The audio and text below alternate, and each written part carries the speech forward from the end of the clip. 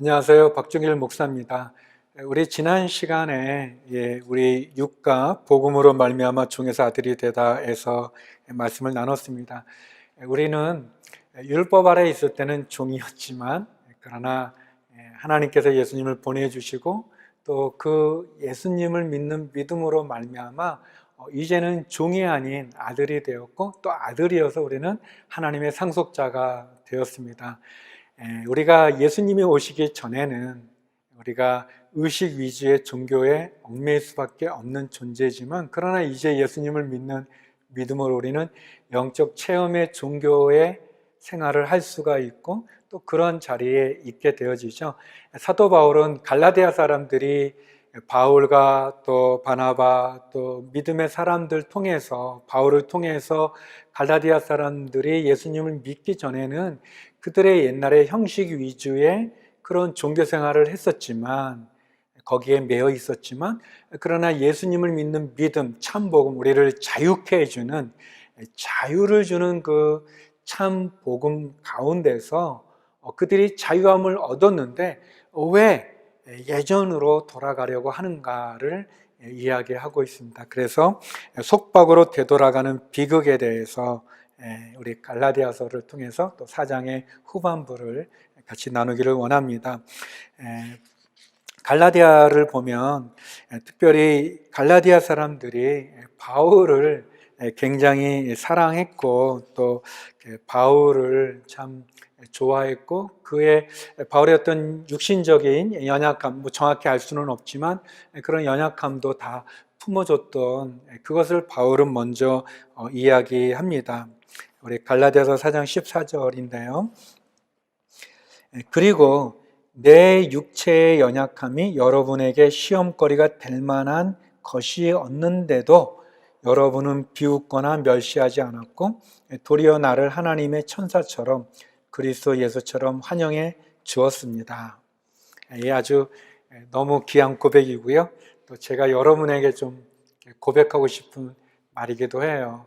그 바울의 어떤 연약함이 있었지만 그것이 어떻게 보면 시험거리가 될 만큼 비웃을 수도 있고 멸시할 수도 있었음에도 불구하고 그렇게 하지 않고 이렇게 하나님의 천사처럼 그리스도 예수처럼 환영해 줬다 이렇게 고백하는데요. 저도 우리 성도 여러분에게 참 이 마음을 전하고 싶어요. 나누고 싶어요. 제가 참 부족함도 많고 연약함도 많고 어떻게 보면 좀 비웃을 수도 있을 만큼 좀 부족하고 참 창피한 사람인데 우리 성도님들께서 우리 특별히 온누리교회 성도님들은 저를 따뜻하게 받아주시고 또 품어주시고 또 이렇게 목회자로 대해주시는 것에 너무 감사한 마음이 있어요. 아마 바울도 그런 얘기를 하죠. 그렇게 이렇게 너희가 나를 잘 대해줬다. 근데 이제 바울의 이 참 육체의 연약함이 뭘까? 여러 가지 의견이 있습니다. 여기 보면은 이제 이렇게 눈이라도 빼서 줄 만큼 하는 그런 표현 보면 눈병을 앓고 있는 게 아닌가. 그 담에색에서 그 강렬한 이렇게 광선, 이 빛 가운데 나타난 예수님을 만났을 때 이렇게 눈이 멀지 않지 않습니까? 그래서 그때 이후로 이렇게 보이지 않는 눈병이 있는 건 아닌가. 또 이게 그 내전증을 이렇게 앓고 있는 건 아닌가. 참 이렇게 부끄러울 수 있죠. 또 이 어떤 말라리아, 왜냐하면 그 당시에 이렇게 그 말라리아는 굉장히 많은 지역에 퍼져 있었기 때문에 또 사도 바울이 여러 곳을 다녔기 때문에 또 육신적인 박해도 받고 또 상황이 이렇게 아주 이렇게 편한 곳이 아니었기 때문에 열악했기 때문에 그의 육신이 허약해짐으로 해서 겪게 된 어떤 말라리아가 있었지 않았을까 또는 이제 지친 그런 여러 가지 부분이 있어요. 그러나 갈라디아 사람들은 바울을 이렇게 너무나 잘 섬겼고 좋은 관계를 가졌는데 근데 이제 예루살렘에서 온 유대주의자들이죠. 유대주의자들이 와서 이 갈라디아 사람들과 바울의 관계를 깨트리는 거예요. 이간질시키는 것이고 또 갈라디아 사람들을 혼란스럽게 만드는 거죠. 그 갈라디아 사람들 이렇게 보면 여기 17절에 보면요. 이 유대주의자를 말하는데 유대주의자들이 여러분에게 열심을 내는 것은 좋은 뜻으로 하는 게 아니라 여러분을 이간하고자 함입니다. 이는 오직 여러분으로 하여금 그들을 열심히 따르게 하려고 하는 것입니다.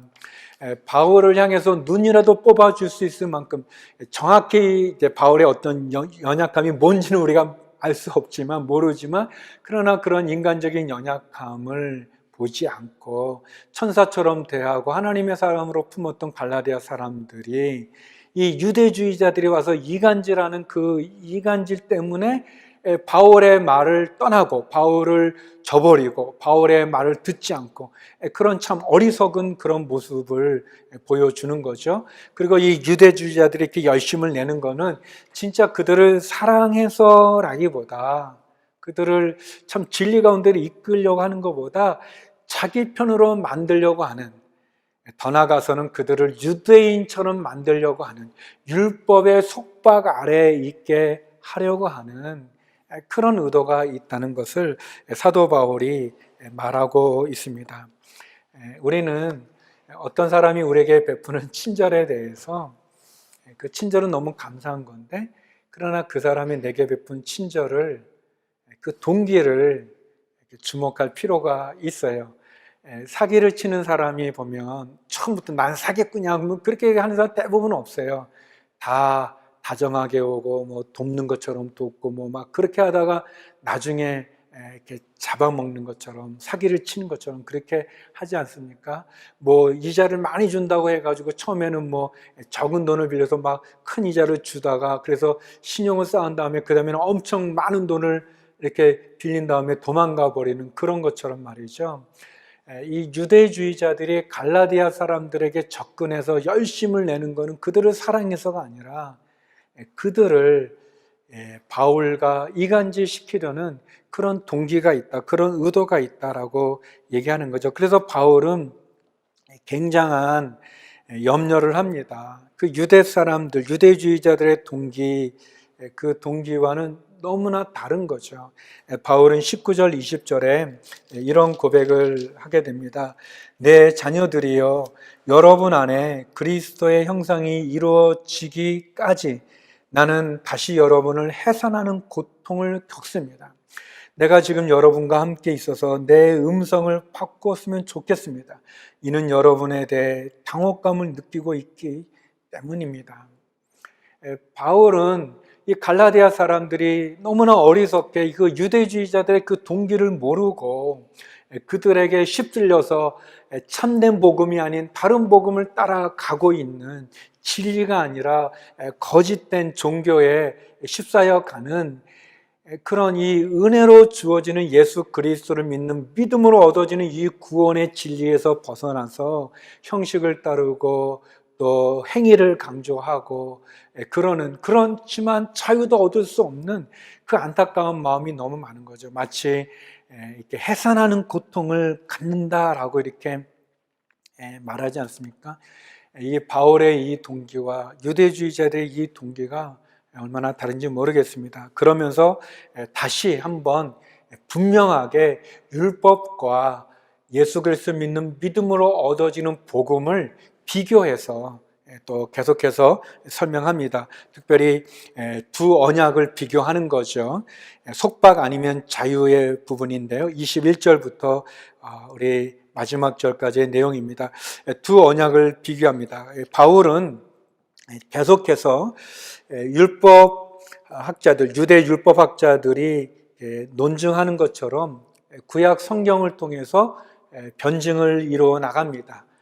그러면서 아브라함에게 두 아들이 있는 것을 얘기해 줍니다.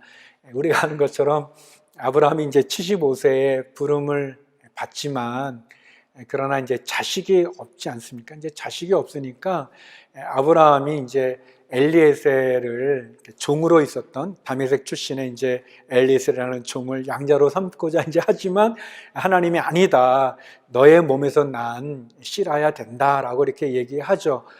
그리고 약속을 합니다. 너의 자손이 하늘의 별처럼 많을 거다. 해변에 무수한 모래같이 많을 거다라고 했는데 아브라함이 그 하나님을 믿었어요. 그리고 우리가 지금까지 나눴던 것처럼 아브라함이 하나님을 믿음으로, 그 약속을 믿음으로 하나님이 그를 의롭다고 여겨주신 거죠. 너무 좋은 거예요. 너무 감사한 거예요. 근데 아브라함은 하나님을 믿었는데 그만 사라가, 부인이 하나님을 못 믿는 거죠. 그래서 사라가 자기가 아들을 낳을 수 없다고 생각되어져서, 그래서 자기의 몸종인 하갈이라고 하는 이 몸종을 이렇게 아브라함에게 줘서 자식을 낳게 하는 거예요. 그럼 이제 아브라함은 거절해야 되는데 또 거절을 안 해요. 아브라함이 굉장히 이렇게 어리석기도 하고, 이렇게 남자들이 이렇게 참 연약함의 부분인데, 그래서 결국 이제 아브라함과 하갈, 하나님 약속이 아니에요. 근데 그 인간적인 생각이죠. 인간적인 노력이죠. 인간적인 어떤 행위죠. 그래서 아브라함과 하갈 사이에서 이스마엘이라고 하는 아들을 낳게 되는 거예요. 이 이스마엘은 약속의 자손이 아니에요. 약속의 자손은 누구냐면 사라를 통해서 얻어지는. 근데 이제 사라를 통해서 언제 이삭을 얻게 되냐면, 우리가 아는 것처럼 이 이스마엘이 컸을 때, 청소년이 되었을 때, 그때 이 이삭을 낳게 돼요. 그러니까 아브라함이 100세가 되고 사라는 90세가 됐을 때 아들을 낳는 거예요. 근데 그 사라는 히브리서에 보면, 히브리서 11장에 보게 되어지면, 사라는 아이를 낳을 수 없는 몸이었어요. 그러니까 이제 더 이상 자녀를 낳을 몸이 아닌 돌 같은 몸이라고 그러지, 그런 아이를 낳을 수 없는 경수가 그친, 그러니까 인간적인 경험, 인간적인 의학적인 부분으로는 아이를 낳을 수 없는데 아이를 낳은 거예요. 약속의 자녀죠. 하나님의 계시에 의해서, 하나님의 은혜에 의해서 얻게 된 약속의 자녀인데, 근데 이제 문제가 시작이 됩니다. 우리 갈라디아서 4장 23절에요. 여기에 보면은 이렇게 설명합니다. 여종에게서, 하갈이라는 여종에게서 난 사람, 이스마엘은 육체를 따라 낳고, 자유가 있는 본처 사라에게서 난 사람은 약속으로 인해 난 거예요. 그래요. 그렇게 났어요. 그래서 이제 이 두 자녀가 이렇게 자라게 되는데, 그런데 문제는 이스마엘이 이삭을 괴롭히는 거예요. 육신을 따라 난 자손이 약속을 따라 난 이삭을 괴롭히는 거예요. 이삭은 심이나 뭐에 다 너무 이렇게 배다른 큰 형이 너 이리 와 해가지고 화장실 뒤로 가서 때리니, 뭐 막 그런 일들이 있는 거 너무 어려운 거예요. 힘든 거죠.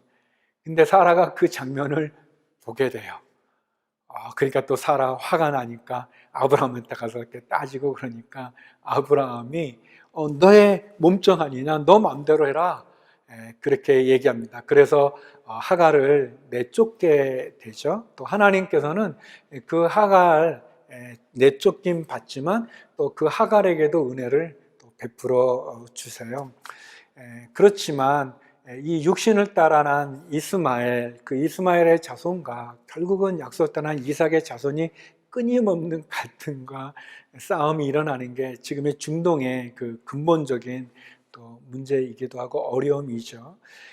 사도 바울은 그 이야기를 통해서, 다시 말하면 갈라디아서 4장 25절, 26절에 보면 이렇게 얘기합니다. 죄송합니다. 24절부터 우리가 보죠. 이것은 비유로 말한 것인데 이 여자들은 두 언약을 나타냅니다. 하나는 시내산에서 비롯된 것으로 종 노릇할 아들을 낳을 사람, 곧 하갈입니다. 또 이 하갈은 뭐냐? 아라비아에 있는 시내산을 뜻하는 것으로 지금의 예루살렘에 해당합니다. 이는 예루살렘이 자기 자녀들과 함께 종 노릇하기 때문입니다. 26절, 그러나 위에 있는 예루살렘은 자유자이며 우리의 어머니입니다. 27절에 기록되기를 임신하지 못하는 여자여 기뻐하라. 해산의 고통을 모르는 여자여 소리노미 외치라. 홀로 사는 여자의 자녀들이 남편 있는 여자의 자녀들보다 훨씬 더 많을 것이다 라고 했습니다. 놀라운 사도 바울의 논증이에요. 이 육체를 따라 난 하갈은 시내산 언약, 율법을 의미한다는 거예요.